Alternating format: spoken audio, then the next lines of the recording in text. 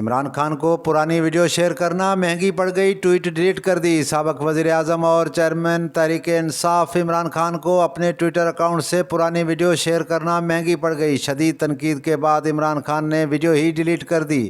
سماجی رابطے کی ویب سائٹ ٹویٹر پر گزشتہ روز عمران خان کے اکاؤنٹ سے ایک ویڈیو شیئر کی گئی جس میں کئی جلے ہوئے آئل ٹینکرز کو دیکھا جا سکتا ہے۔ عمران خان نے اس ویڈیو کو P T I M P A Malik Shahzad ایوان سے منسوب کر کے شیئر کیا۔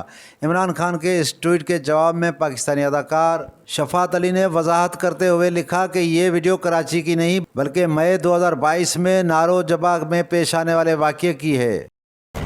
چین کی ٹیکنالوجی کی دنیا میں بڑی کامیابی۔ چین نے ٹیکنالوجی کی دنیا میں ایک اور سنگ میل عبور کرتے ہوئے اپنا طیارہ تیار کر لیا۔ غیر ملکی خبر رساں ایجنسی کے مطابق ٹیکنالوجی کی دنیا میں سب کو پیچھے چھوڑ دینے والے چین نے اپنے تیار کردہ طیارے کی پرواز شروع کر دی۔ دہائیوں کے انتظار کے بعد چین میں تیار کردہ پہلے مسافر بردار جیٹ طیارے C919 نے کامیاب پرواز کر لی۔ چین کے تیار کردہ طیارے نے 130 مسافروں کو لے کر شنگھائی سے اڑان بھری۔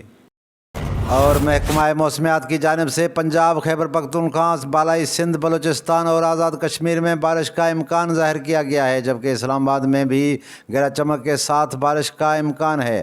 محکمہ موسمیات کے مطابق ملک کے بالائی اور مغربی علاقوں میں بارش برسنے والا نیا سسٹم داخل ہو گیا۔ بارشوں کا یہ سلسلہ 31 مئی تک جاری رہنے کا امکان ہے۔